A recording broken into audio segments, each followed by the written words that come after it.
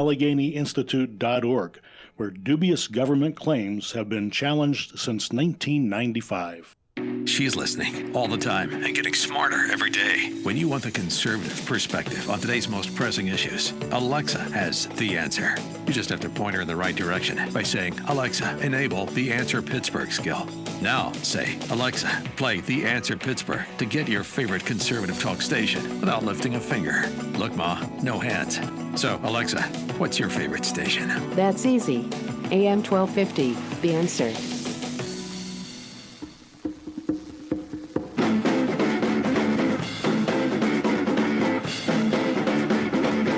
Let me see if I have this right. The frontrunner for the Democratic nomination wants to force every person in America to give up their health insurance. He wants to outlaw fracking on his first day. He wants to eliminate fossil fuels by 2030. He wants to make college free and make you pay for all the unpaid college loans that are out there. He wants you to pay for illegal immigrants to go to the doctor and to pay for them to go to college. But it's Donald Trump we're supposed to worry about. Is that the way it works? Anyway, there's nothing that Bernie has said in the last few years that should scare you any more than what he said way back in 1986. But I remember, for some reason or other, being very excited when Fidel Castro made the revolution in Cuba. And I was a kid, and I remember reading that. And it was just seemed right and appropriate that poor people were rising up against rather ugly rich people. And I remember, again, very distinctly, a very distinct feeling. I was watching the debates. You remember the famous Nixon-Kennedy debates. That was the first time the presidential candidates actually debated. And I was becoming increasingly interested in politics. Didn't know much, but was interested. I remember sitting in the student lounge at our dormitory watching the debate. And at that time, well, I can talk about Cuba now, I was very excited and impressed by the Cuban Revolution. And there was Kennedy and Nixon talking about which particular method they should use about destroying the revolution.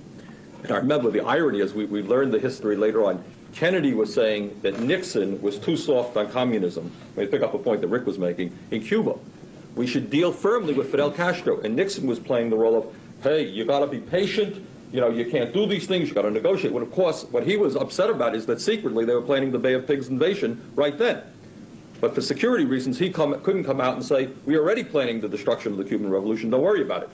So he was the liberal, and Kennedy was playing the conservative. And actually, you know, when you read novels, people say there's a sick feeling in your stomach. Usually I'm sufficiently unemotional not to be sick, but I actually got up in the room and almost left to puke. Almost left to puke. Well, Bernie makes me want to puke, but he's a communist. And have you heard how much all of Bernie's stuff is going to cost? Well, when we come back, we're going to talk to a guy who has actually added it all up. And when you hear the numbers, you'll know Bernie isn't just a communist.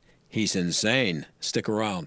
They're coming to take me away, ha-ha. They're coming to take me away, ho-ho, hee-hee, ha-ha. To the funny farm where life is beautiful all the time. And I'll be happy to see those nice young men in their clean white coats. And they're coming to take me away, ha-ha.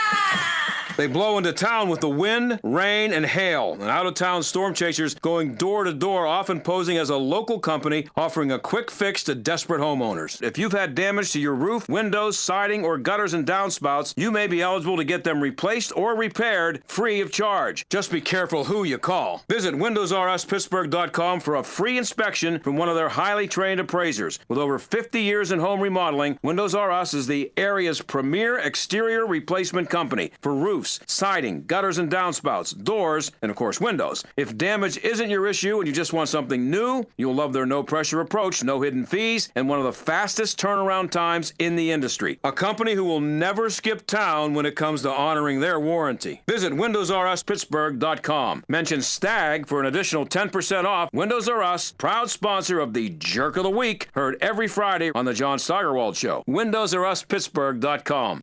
If you're in HR, you're probably wearing a lot of hats. Recruiter, team builder, trainer, mediator, policymaker, and of course, paper pusher. But not anymore. Bamboo HR is the #1 HR software for small and medium businesses. It manages all your employee data easily and automates countless tasks, so you can focus on people, not paperwork. Bamboo HR frees you from spreadsheets, so you can do your real job, creating a great place to work. If the data shuffle and paperwork mountain have you ready to hang up all your hats, you're ready for Bamboo. If you handle HR records and paperwork, Bamboo HR is a dream. Let us free up your time and put your days of pushing paperwork behind you so you can focus on the people and making your company a great place to work for everyone. Try PC Magazine's top pick for HR software free today. Just go to bamboohr.com/HR. This is a limited offer, only available to radio listeners at bamboohr.com/HR. That's bamboohr.com/HR. I am doing it all. The water, the fiber, the exercise, but I still have constipation with belly pain, straining, and bloating that keep coming back. My doctor said that I may have a chronic medical condition called irritable bowel syndrome with constipation, or IBS-C. Linzess, linaclotide, is a prescription medication that treats adults with IBS with constipation. Linzess helps relieve belly pain and lets you have more frequent and complete bowel movements. Individual results may vary. Do not give to children less than 6, and it should not be given to children 6 to less than 18. It may harm them. Do not take Linzess if you have a bowel blockage. Get immediate help if you develop unusual or severe stomach pain, especially with bloody or black stools. The most common side effect is diarrhea, sometimes severe. If it's severe, stop taking Linzess and call your doctor right away. Other side effects include gas, stomach area pain, and swelling. Talk to your doctor and learn more at linzess.com. That's LINZESS.com, or call 1-800-LINZESS. I'm Andy Solomon. Rideshare platforms have evolved to provide riders with even better experiences. Sheriff John Wetzel, chairman of the National Sheriff's Association Traffic Safety Committee and former president of the International Association. Companies like Lyft are making rider safety a priority by continuously screening their drivers. Before getting into any car, riders should match the license plate, car model, and name with what's shown in the app. During your ride, you can share your location and route with your family and friends.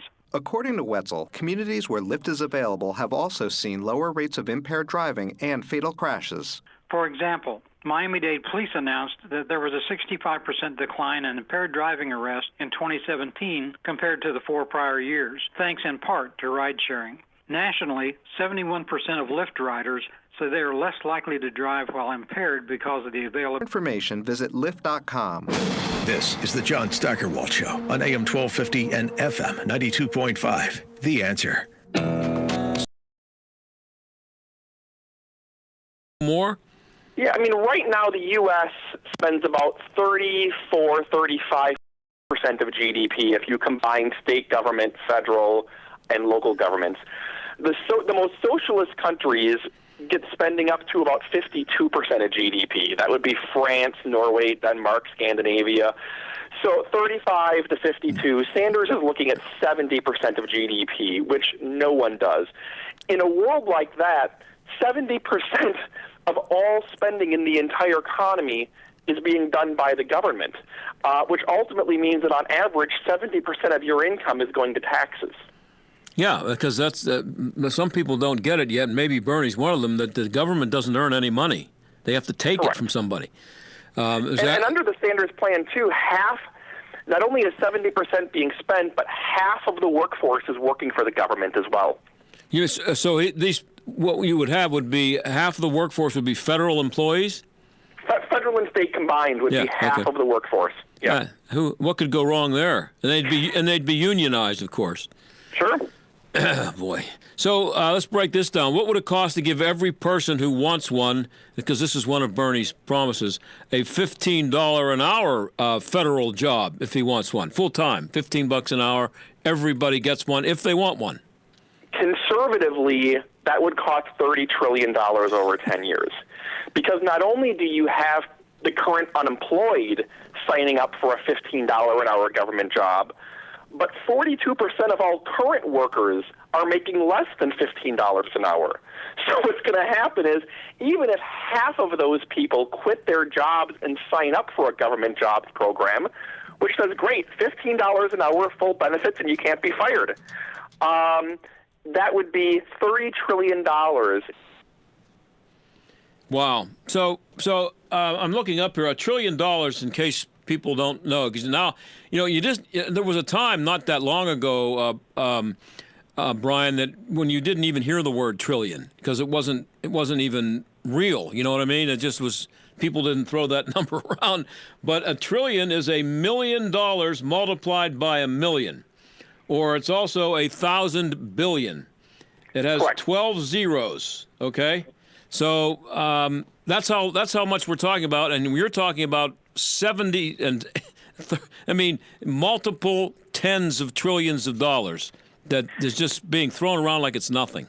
Yeah, I mean, the numbers are astronomical. That's why it sounds like monopoly money after a certain point. Yeah. What about his Bernie's plan to save the planet, his climate plan? How much is that going to cost us? $16.3 trillion over 10 years to save the planet. Much of which is just kind of handouts to favored industries on the promise that, you know, they'll try to develop better technology to save the planet. So it's a lot of handouts for cronies and allies. What could possibly go wrong there? Yeah. So what I just don't understand, I mean, I think Bernie's actually a little nuts. I do. I mean, I think he has something wrong with him. But you have to think that he has some smart, sane people working with him, around him. Are there any normal economists who actually who think and maybe have actually tried to sell what Bernie's trying to sell, and who think that this makes any sense at all? I mean, how could it make any sense to anybody who knows anything about economics? The people who are advising Sanders, for the most part, are those who are kind of on the fringe of economics. A lot of individuals who don't really have a strong background in policy, who are kind of on the fringe. One of his advisors is the founder of modern monetary theory, which says that you could just run the printing press. Oh, that's you could fund any level of spending you want by running the printing press, and that you won't have any inflation. And that's a view that 98% of economists laugh at. But the one person championing it, Stephanie Kelton, is one of Sanders' advisors. Isn't he on record for being thinking that what's his name, that Hugo Chavez down in Venezuela was a good guy and guy we should look up to? Sanders had written in the past that Venezuela was a model for the United States to emulate, I believe. Yeah, now they're eating dogs down there, and you know, people scrounging around in garbage to get their lunch. And I think the guy's actually insane. But some of the other people that are still running, Joe Biden, for example, he's flaming out and probably won't be around in a few weeks. Were his ideas the most sane of all the Democrats? Yeah, I mean, Biden was proposing $4 trillion in new spending with $4 trillion in new taxes, compared to $97 trillion for Bernie. The amazing thing about $4 trillion is it sounds sane. It's even to the left of President Obama. President Obama campaigned on a $1 trillion stimulus and then, you know, a scaled-back healthcare plan that was about $1 trillion as well. So even the most centrist Democrat right now is twice as far to the left of President Obama was on fiscal issues. That's how far the center of gravity has moved in that party. And what's scary about it is that it's one of those things where if they tell you enough times that this is all we need to do is just have Medicare for all and I don't care how much it costs, we'll figure out how to pay it. The scariest thing to me, Brian, is that this guy got millions of people to actually pull the lever and vote for him 4 years ago, and he's now he just won the New Hampshire primary last night.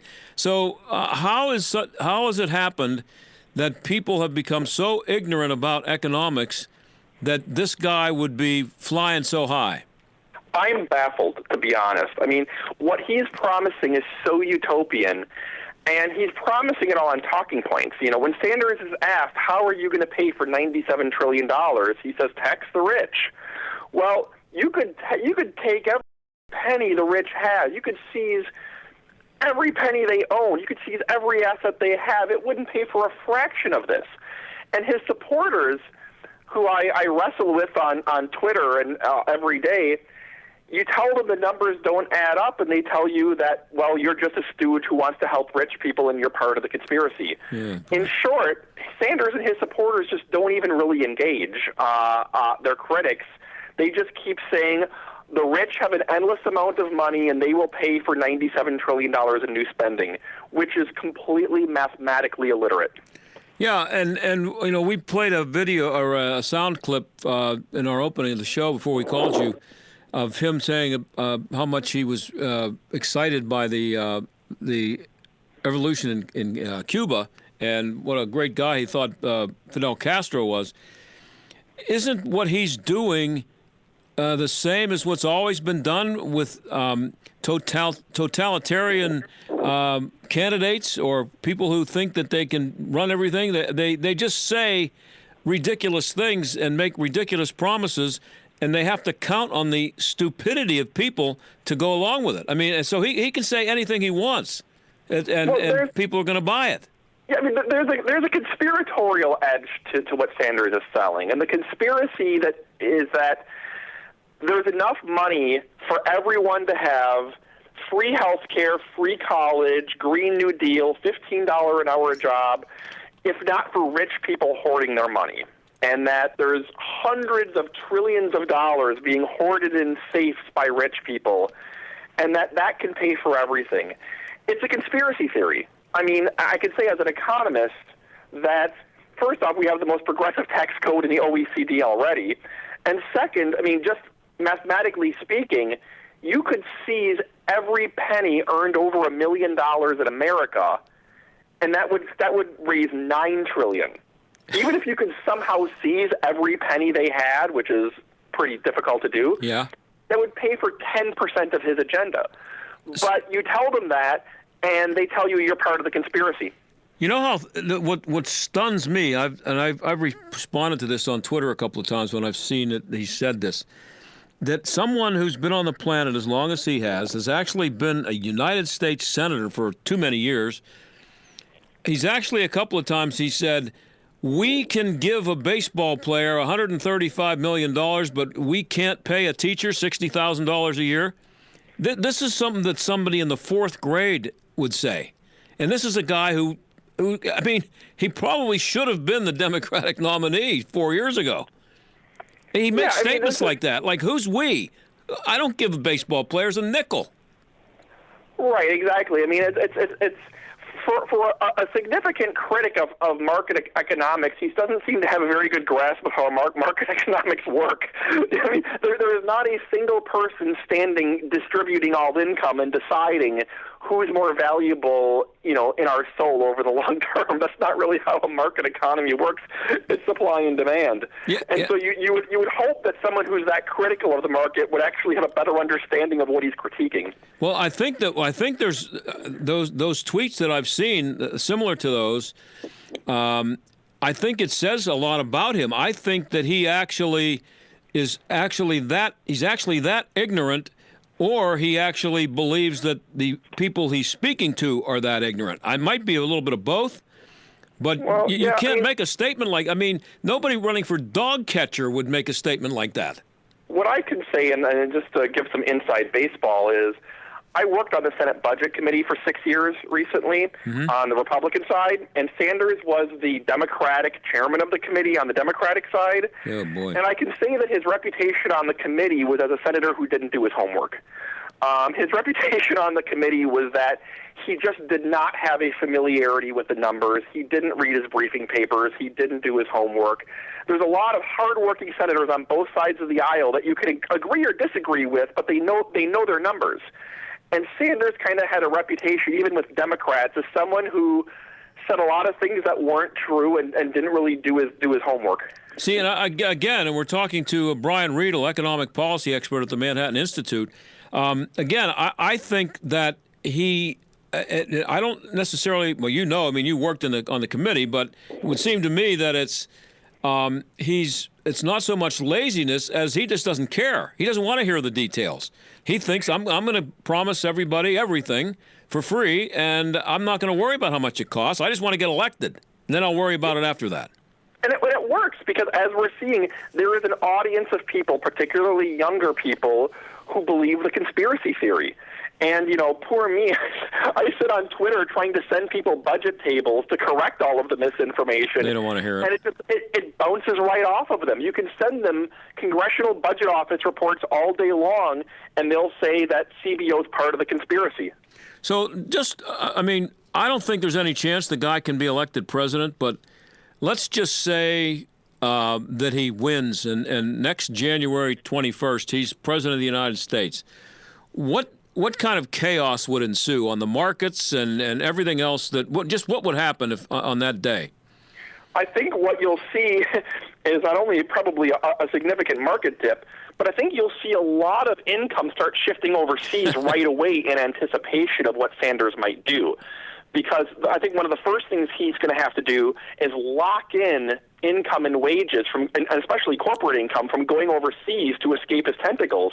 And so you're going to see a lot of money going abroad. In fact, even before he's inaugurated, you're going to see a lot of income going abroad in anticipation of it being seized. Well, I own property in Canada, and I'd be headed there. So he wouldn't get any more of my money. I only have about 30 seconds left. Any chance of this guy ever getting any of this stuff to happen? Very little, because I can't see the Congress going along with almost any of this. I mean, even the Democrats in the Senate don't take his proposals remotely seriously. They would need a majority in the House and Senate to do it, possibly a supermajority in the Senate. But he can still do a lot of damage through executive orders, regulations, and other policies that don't have to go through Congress. That's his plan. Brian, thanks for being here. I appreciate it. Thank you. Okay, Brian Riedl, economic policy expert at the Manhattan Institute. We're going to talk about stealing next, stealing signs. With SRN News, I'm John Scott. Bernie Sanders edging out Pete Buttigieg to win the New Hampshire primary. Meanwhile, President Trump receiving more votes in the primary than any incumbent president in history. A winter storm will produce snow and ice through Thursday from the plains to the Midwest and Northeast. The plunging Arctic blasts bringing high winds and blizzard conditions to parts of the northern plains, prompting blizzard warnings for parts of the eastern Dakotas and western Minnesota. Stocks are closing broadly higher on Wall Street, driving the S&P and NASDAQ indexes to more record highs. Technology stocks powered much of the rally as investors focused on the latest batch of mostly solid company earnings reports. The latest gains came as worries subside about the economic impact of the coronavirus. The Dow gained 275 points today. The NASDAQ was up 87. This is SRN News. Christians in America who love God are under siege. Learn how to navigate the tumultuous terrain of a godless culture with a brand new book from Dr. Robert Jeffress called Courageous: 10 Strategies for Thriving in a Hostile World. It's his boldest book yet.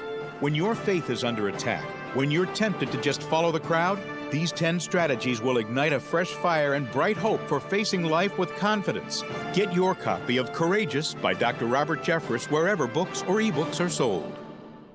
Coming to theaters for one day only, Patterns of Evidence, the Red Sea Miracle. My first question as a geographer is, where was the sea that was parted and crossed? For nearly 2 decades, investigative filmmaker Timothy Mahoney has been searching for evidence of one of the Bible's most epic miracles, the parting of the Red Sea. We're talking about a miraculous event of unprecedented proportion, of God's saving power. The Red Sea Miracle, Part 1 in theaters for one day only on February 18. Get tickets today at patternsofevidence.com/Red Sea. Mike Gallagher warns the Democrats of November. They're not going to be laughing the morning after the election. They weren't laughing the morning after the election in 2016. And they're not going to be laughing after the election in 2020. They're having a great time now. The American people are paying attention. There is something happening in America, and it's not a happy ending for the Democrats. The Mike Gallagher Show, weekdays at 9, right before Dennis Prager at noon on AM 1250. The Answer. Teens in foster care will love you, even if you don't know the lingo. Dad bod, noun. The result of the occasional donut, always washed down with confidence. Brought to you by the U.S. Department of Health and Human Services, Adopt U.S. Kids, and the Ad Council. Visit adoptuskids.org. Do you or your business have financial problems? Are you overwhelmed with debt? Then call me, attorney Dennis Spire, at 412-471-7675. My legal practice concentrates on bankruptcy law, debtor rights, and tax matters. I have over 30 years' experience as a former United States Department of Justice bankruptcy attorney and lawyer in private practice. I have represented thousands of cases faced with financial problems and lawsuits. Reorganize and get a fresh start. Call 412-471-7675 or visit my website at dennisspira.com. This is Jay Hagerman of Abernathy & Hagerman. Writing an estate plan is one thing. Having the experience to administer the estate is something else. At Abernathy and Hagerman, estate administration isn't a side job, it's what we do. You have the same goals we all do, to protect your assets, to minimize taxes, and ensure your inheritance gets to the ones that you love. How you get there, that's specific to you. So let's talk. Hagerman Law, legal help that lasts a lifetime. Visit a-h.law. When you've got water, fire, or smoke damage, there's no debate. You have to vote yellow. Call Service Master of Greater Pittsburgh. Our team is ready to help 24 hours a day. Demand the yellow van. Call Service Master. This election year, you can vote red or you can vote blue, but yellow is always the right choice. Demand the yellow van when you have water damage and call Service Master of Greater Pittsburgh.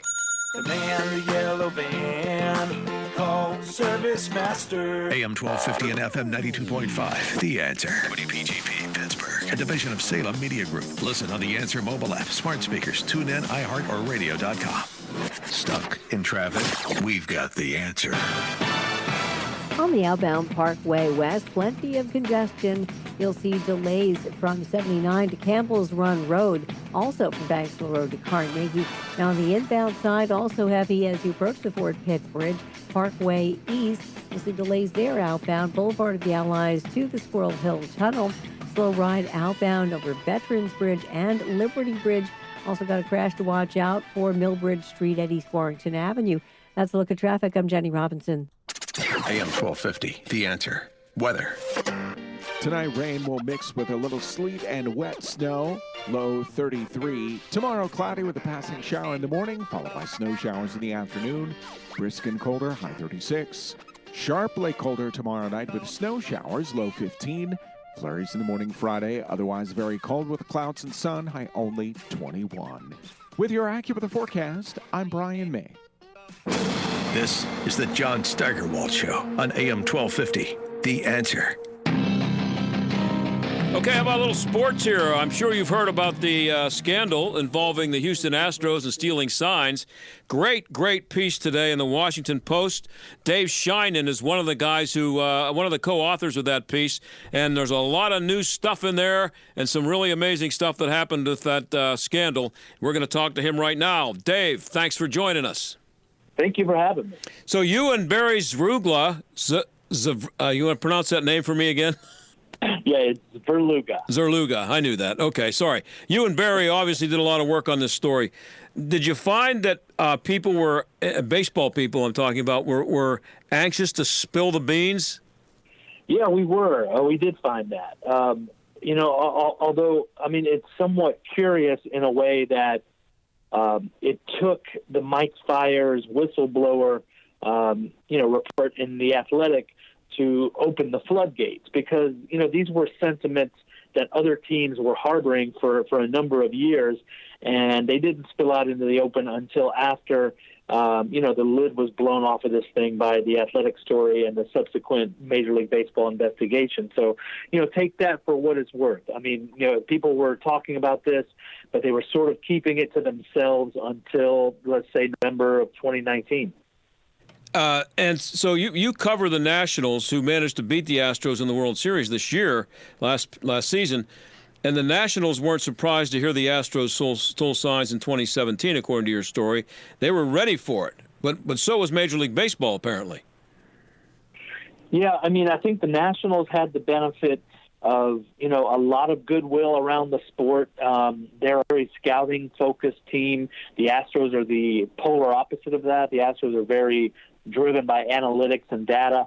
And a lot of people across baseball wanted the Nationals to beat them. And you had, as one of our sources with the Nationals said, you had people coming out of the woodwork to help them once it was clear they were going to be facing the Astros in the World Series. So a lot of people wanted the Astros to go down. Yeah, it sounds kind of like what happened in the NFL with the Patriots and Spygate when other teams found out that maybe they had been had by the Patriots system, that they wanted to see the Patriots get their comeuppance. Yeah, it is very similar, and to be honest, the Astros, they weren't quite the Patriots in terms of the winning they've done, but they had the 2017 World Series title. another division title in 2018 and making it back to the World Series again in 2019. So, yeah, they had a little bit of that as well. It's a very similar dynamic, I would say. Yeah, and were you surprised that the Astros system of stealing signs, as elaborate as it was, as you said, it was an open secret in your story? Yeah, well, the thing about baseball is that sign stealing, by traditional means, which is by eyesight and by, eagle-eyed base runners at second base, seeing the catcher's sign and making a very subtle motion to the batter. That's all been accepted across the game. So where the Astros went foul of Major League Baseball was in using electronic means, a camera in center field and a monitor behind the dugout, and then the banging on this trash can to send the signals in real time.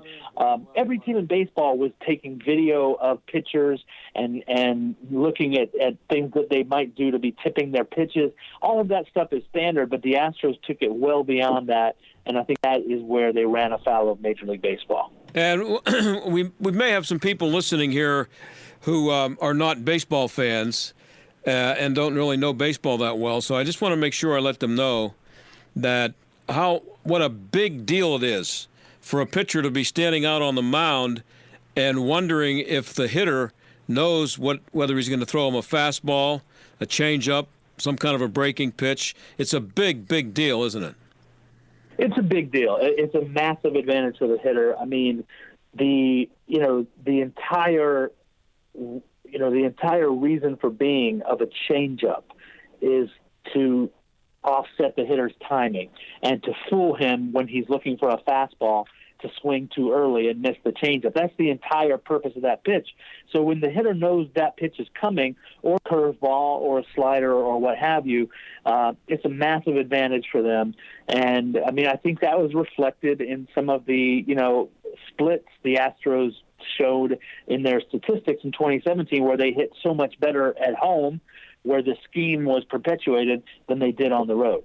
Yeah, and there was a famous home run by Jose Altuve that apparently came off of a changeup from a guy who throws the ball about 150 miles an hour. If you know a changeup is coming after you've been looking at his fastball, you jump all over it. Well, that's the thing. I mean, the pitcher in baseball has a built-in advantage of initiating the action, right? So he's able to throw whatever pitch he wants.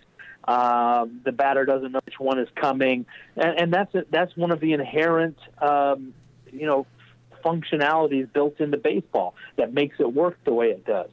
And when that is upset and the hitter knows what's coming or has a good sense of what's coming, the entire equilibrium, so to speak, of the game is thrown off. And that's why this is such a big deal. Yeah, and Altuve, he's now Houston's version of Bobby Thompson or Bill Mazeroski. I mean, he had a gigantic home run, and then there was an issue with his jersey. Yeah, this was very strange. It was a massive home run. It was a pennant-winning home run that put them into the World Series. It was, Aaron Boone, that type of thing, Bobby Thompson. And when Altuve got to home plate or was approaching home plate, his teammates were mobbing him, prepared to mob him at home plate, and he made a very clear motion to them not to rip off his jersey. Why would he not want his jersey ripped off? Well, one theory that's perpetuated is that he had a buzzer of some sort under there that was used to signal to him what pitch was coming.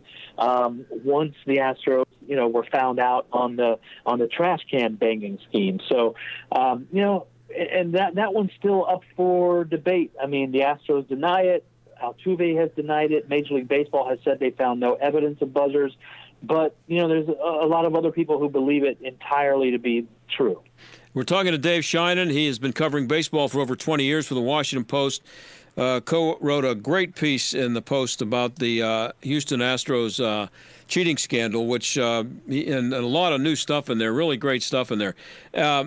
Dave, what surprised me mostly about it, I think, is that so many people knew it, and you called it an open secret. But if everybody knows it or knows something is going on, how could it have been all that successful? In other words, people have been stealing signs, as you said, for years. If you know they're stealing your signs, you can do things to maybe actually work in your favor by making them think that they're stealing your signs, but they're actually not. Mm-hmm. Yeah, I mean, that's part of what I think the Nationals did successfully in the World Series was, hide their signs from the Astros, perhaps make the Astros think they had it, but actually they did not. It is a little mind-boggling. The Astros also are a very data-driven team, and they apparently, according to another story in the Wall Street Journal, they had front office personnel who were charting signs from the opposing catcher into an Excel spreadsheet and using that and algorithms to determine what signs were coming, even with the more complicated, complex sets of signs that teams were using to combat the Astros. So there were ways that the Astros were out ahead of this. Yeah, and you mentioned in there that video has become a really big part of scouting and evaluating now. So it's not unusual that lots of video is recorded during a game, and even players go back under the stands to look at a video of a previous at bat during a game. So this stuff is out there for everybody to use in a nefarious way if they want to. Yeah, that's the thing. I mean, there's a fine line to get crossed. I mean, it's perfectly legal for a hitter to go up into the tunnel, into the clubhouse, and watch his at bat that just concluded on video. Watch the video of it in slow frame, whatever, before he goes back on the field for defense. So that's all perfectly legal. It's also perfectly legal to take a video of a pitcher, and overlay each pitch, all of a pitcher's fastballs with all of their sliders, let's say, and to see what the subtle difference is in the way that they throw them that might tip off what's coming. All of that is accepted in baseball. What's not accepted is the real-time signaling of what pitch is coming to the hitters. That is where it crosses the line. So as widespread as widely known as this was, and as big a deal as it may have been, it may have been the difference in the Astros winning a World Series. Do you think baseball's reaction to it has been strong enough? And it might be a little stronger before it's all over. Right. I mean, I think that the primary question in that regard is whether players should have been punished. Mm-hmm. To this point, players have not been punished. It was all the front offices and the managers, and that is primarily because baseball needed to give immunity to the players in order to get honest answers from them. So in exchange for that immunity, they got the bottom of all their questions. However, that meant they couldn't punish the players. That has, rankled a lot of people in the game. This was a player-driven scheme in some ways. And yet the players kind of got off scot-free, and the message there, is the message there that the players can get away with whatever they want, and it might bring down their organizations, but it won't blow back on them. That's not a great message to be sending. I understand why baseball needed to do it that way, but something does strike me as odd that the players themselves are not being punished for this. Did you find any players to be embarrassed by it at all, having been caught? In your story? Yeah, so far. So I'm in West Palm Beach, Florida, as we speak. The Astros open their camp tomorrow morning to the media. So there are ex-Astros scattered across the game in various other teams who have expressed some remorse and some embarrassment for it.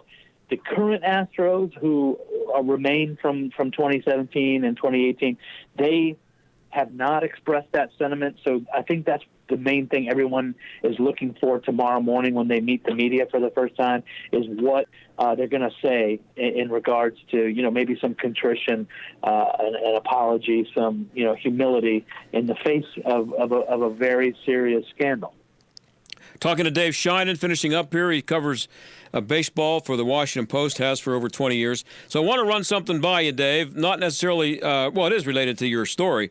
I wrote a column. I covered sports for 40 years. I actually covered the last time the Pirates were in the World Series in 1979. So wow. I've been around a while. And I wrote a column this week at triblive.com.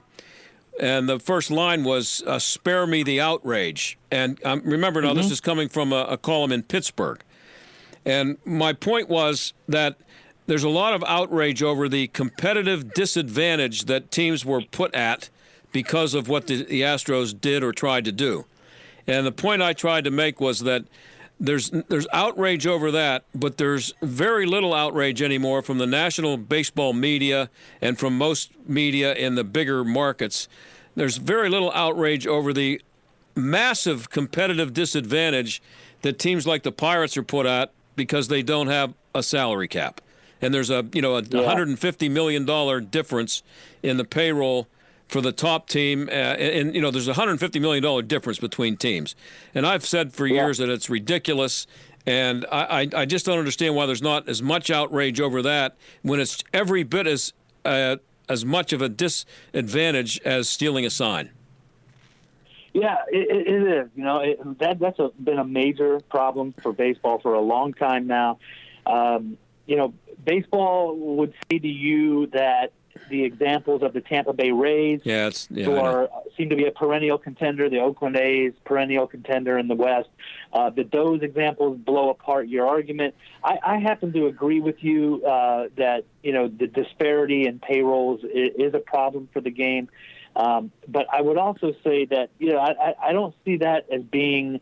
I think what people in baseball have a bigger problem with is the Pirates not spending. Oh, there's no question. Revenue sharing money. No question. So they could be doing more than they are. Let's put it that way. Well, I've done a lot of research on this over the years, and people will point to the Kansas City Royals as having done it, and proof that you can do it in a small market. But the 2 years that the Royals made it to the World Series, one of which they won, those are the only 2 years they've been to the postseason since 1983 or 85. That's 2 years out of 35 years that they've been to the postseason. And somebody can be stealing your signs and you can still beat them. That doesn't make it any less stupid that somebody is allowed to steal your signs. I guess that's my point. Yeah, I get it. I totally get it. But I think baseball has a lot of problems. Okay, it's not only the sign stealing thing. It's not only disparity in payrolls. There's a very real chance that baseball is slipping behind other sports in reaching out to millennials, building a new audience. It's been reflected in declining attendance, things like that. So baseball right now is at a very kind of delicate place in its history. I think that they recognize that, and they needed to start taking some steps towards, fixing the fundamental problems in the game. Hey, Dave, I'm out of time. I really appreciate it. It's a great story you guys did in the Post today. People can find it where, at WashingtonPost.com? That's right. Very good. I appreciate it. Love to have you on again. Thanks. Sure thing. Anytime. Okay, we'll be right back.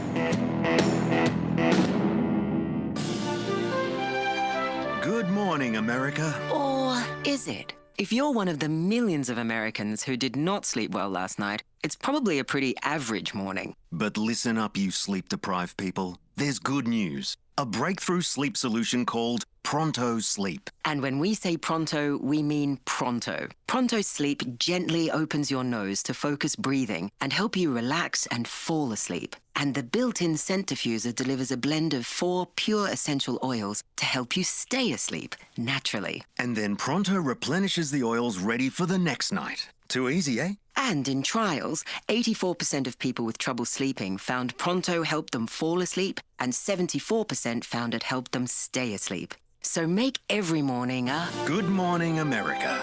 With Pronto Sleep, available now at select Walgreens, Amazon, or at prontosleep.com. Pronto Sleep from Rhinomed, bringing you advanced nasal therapies. Are you hiring? Do you know where to post your job to find the best candidates? Posting your job in one place isn't enough to find quality candidates. If you want to find the perfect hire, you need to post your job on all the top job sites. And now you can. With ZipRecruiter.com, you can post your job to 100 plus job sites, including social media networks like Facebook and Twitter, all with a single click. Find candidates in any city or industry nationwide. Just post once and watch your qualified candidates roll in to ZipRecruiter's easy-to-use interface. No juggling emails or calls to your office. Quickly screen candidates, rate them, and hire the right person fast. Find out today why ZipRecruiter has been used by over 400,000 businesses. And right now, listeners can try ZipRecruiter for free by going to ZipRecruiter.com/America. That's ZipRecruiter.com/America. One more time. To try it for free, go to ZipRecruiter.com/America. She's such a beautiful little puppy. I mean, we walk around the block and neighbors always say, her hair is so beautiful. Healthy and shiny and glossy. DINOVITE.com. Fatty acids, omega-3s, and omega-6s are great for healthy skin and soft, shiny coats. I would really recommend people starting their puppies on Dynavite before they get into what I would call the misery index. Bad skin, bad ears, bad breath. Because if they're getting all their vitamins, micronutrients, microbials from the beginning, then you're not going to run into the problems associated with the allergies, grass, pollen, dust, dirt, fleas, ticks, you name it. And the itching and shedding down the road. Our vitamins and enzymes replace the nutrients cooked out of most commercial dog foods. Dynavite for life. This is Ed Lukasevic. And Cindy Lukasevic. Inviting you and your pets to Dynavite. 859-428-1000. DINOVITE.com. Hey, I'm Andy. If you don't know me, it's probably because I'm not famous. But I did start a men's grooming company called Harry's. The idea for Harry's came out of a frustrating experience I had buying razor blades. Most brands were overpriced, overdesigned, and out of touch. At Harry's, our approach is simple. Here's our secret. We make sharp, durable blades and sell them at honest prices for as low as $2 each. We care about quality so much that we do some crazy things, like buy a world-class German blade factory. Obsessing over every detail means we're confident in offering a 100% quality guarantee. Millions of guys have already made the switch to Harry's, so thank you if you're one of them.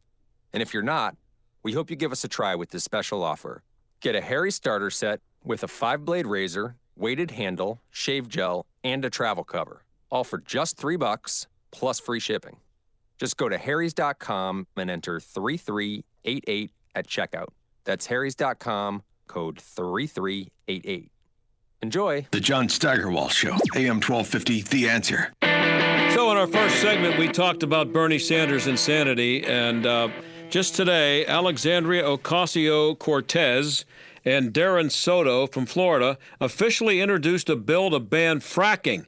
And guess which senator is proposing that? That would be Bernie Sanders. And here's the response today from that economics expert, Mark Ruffalo.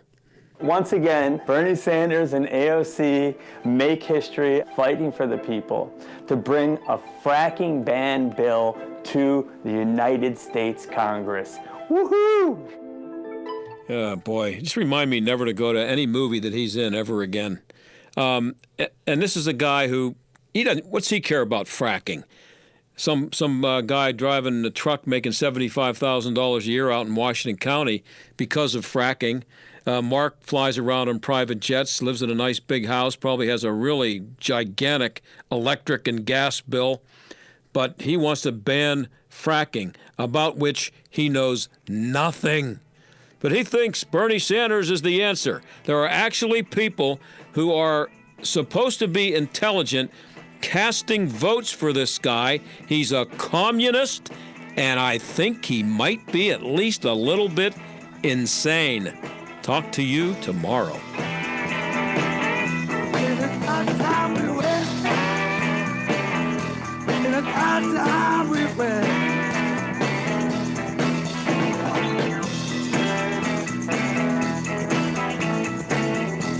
The John Steigerwald Show is a production of AM 1250, The Answer, and Salem Media Group.